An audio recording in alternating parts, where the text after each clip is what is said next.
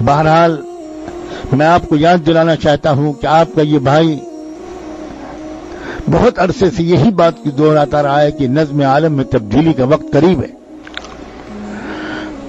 گزشتہ مجلس میں بھی میں نے اسی مقدس سرزمین سے بیٹھ کر اسی مضمون کو چھیڑا تھا اور اسی کے بارے میں کچھ کہا تھا، اور آج پھر میں اسی مضمون کو دوہرا رہا ہوں. شاید آئندہ بہت مدت تک یہی بات یاد دلاتا رہوں گا اپنے کو بھی اور آپ کو بھی.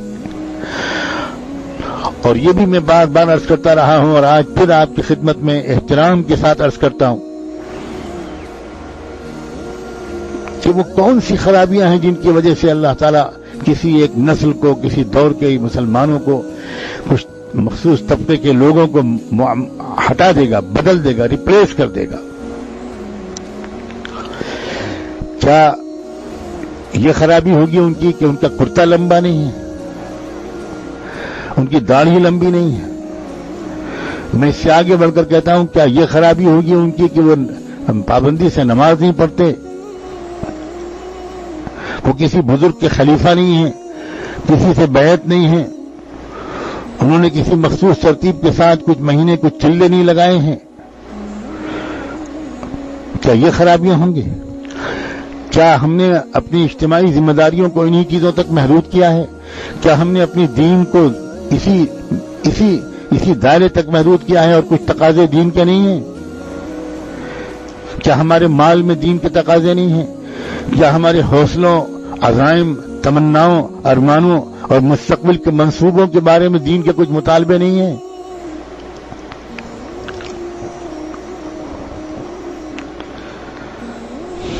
غور کیجئے. بے وفائی کا زیادہ تعلق ان چیزوں سے ہوتا ہے میرے بھائیوں اور بہنوں.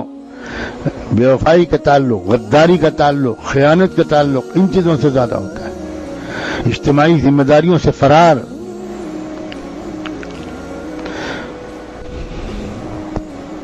اپنے ذاتی مفاد کو ترجیح دینا، ملت کے مفاد کے ساتھ غداری اور بے وفائی، باطل کے سامنے سر جھکا دینا، ڈر جانا، سہم جانا، بزدلی اور مصالحت کا راستہ اختیار کرنا،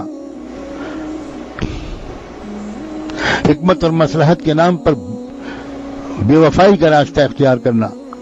آئیے دیکھیے وہ حدیث جس کو میں نے ابھی پڑھا تھا، اس میں اللہ کے رسول صلی اللہ علیہ وآلہ وسلم نے کیا ارشاد فرمایا تھا. فرمایا تھا یوشک ان یأتی علی الناس زمان لا يبقى من الاسلام الا اسمه. ایک زمانہ وہ آئے گا جس میں کہ اسلام کا صرف نام رہے گا، نام، صرف نام رہے گا، ہم نام کے مسلمان رہیں گے.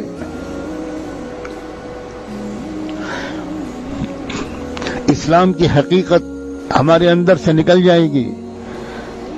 ہم سمجھ ہی نہیں پائیں گے کہ اسلام ہم سے کیا چاہتا ہے، کس موقع پر کون سا موقف اختیار کرنا، کس مسئلے پر اسلام کا کیا تقاضا ہے. ہاں، اسلام کا نام رہے گا، جماعتوں کا نام اسلامی ہوگا، اداروں کا نام اسلامی ہوگا، اشخاص کا نام اسلامی ہوگا،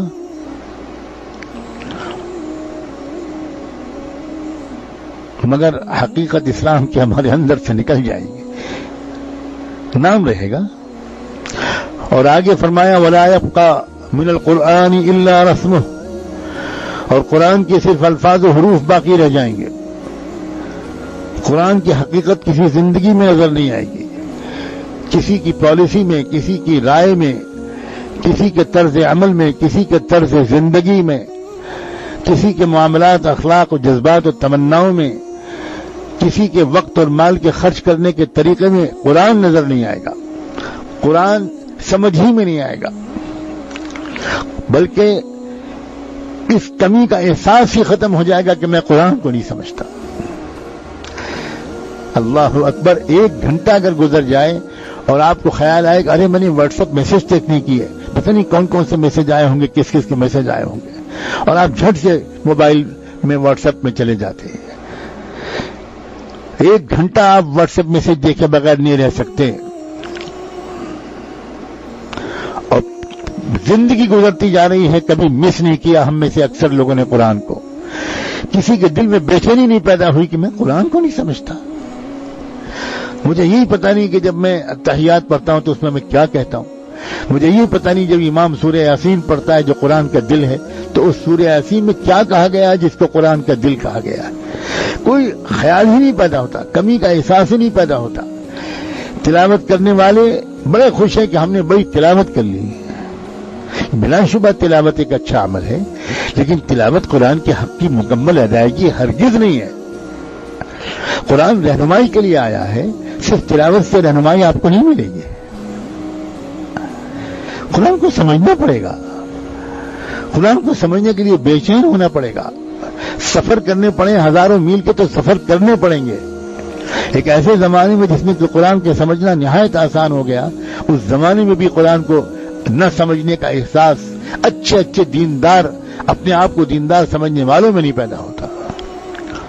حج پہ حج کر لیں گے آپ, لیکن قرآن کے سیکھنے اور سمجھنے پر آپ کو چند پیسے آپ خرچ نہیں کر پاتے. ایک زمانہ ایسا آئے گا, سچ فرمایا آپ نے اللہ کے رسول, ہم گواہی دیتے ہیں کہ وہ زمانہ آ گیا آ گیا آ گیا اور عرصہ ہوا آ گیا, لیکن ہم بے حصوں کو بالکل کچھ بھی خبر نہیں. قرآن کا سمجھنا ایک اندر ایک للک ہونی چاہیے, ایک فکر, ایک بے چینی ہونی چاہیے, ایک درد, ایک شوق ہونا چاہیے. کسی نے غلطی سے کہہ دیا کہ قرآن کو سمجھے بغیر پڑھنا بیکار ہے, ہم اس کے جواب میں لٹ لے کر کھڑے ہو گئے کہ نہیں, قرآن کو سمجھے بغیر پڑھنا بھی ایک عمل ہے. بے شک قرآن کو سمجھے بغیر تلاوت کرنا بھی یقیناً نیکی ہے اور ثواب سے خالی نہیں ہے, لیکن اللہ کے بندو اس کا یہ مطلب نہیں ہے, اس کا یہ مطلب نہیں ہے کہ قرآن کو سمجھنے کی کوشش کرنا بالکل ضروری نہیں ہے. قرآن مجید کو نہ سمجھ پانے پر غم اور حسرت کرنے کی کوئی ضرورت نہیں ہے. غلط مفہوم لیا جاتا ہے ہمارے بزرگوں کی کچھ باتوں کا, اور دو چار مرد تو مل بھی جائیں گے جو قرآن کو سمجھنے کی کوشش کرتے ہوں, لیکن شاید عورتوں میں تو لاکھوں میں کوئی ایک نہیں ملے گی. اے میرے بھائیوں, اے میری بہنوں, اے نوجوانوں, اے کھلاڑیوں, اے شاعروں, اے ادیبوں, اے تاجروں, اے ہمارے سبزی فروش بھائیوں, اے ہمارے کسان بھائیوں, اے میرے مزدور بھائیوں, اے میرے پڑھے لکھے اور ان پڑھ بھائیوں, اے میرے انجینئر اور ڈاکٹر اور لائر بھائیوں, اے صحافی دوستوں, اے نوجوانوں, قرآن کو سمجھو, قرآن کو سمجھو. کچھ شکل اختیار کرو, اپنے شہر کے علماء کا دامن پکڑو اور ان سے کہو کہ ہمیں قرآن مجید سکھائیے, اور قرآن کے نام پر کوئی جھگڑا مت سکھائیے گا, اختلافی بحثیں مت چھیڑیے گا. ہمیں قرآن مجید کے ذریعے رہنمائی مل جائے, اتنا ہم کو قرآن سمجھا دیجیے.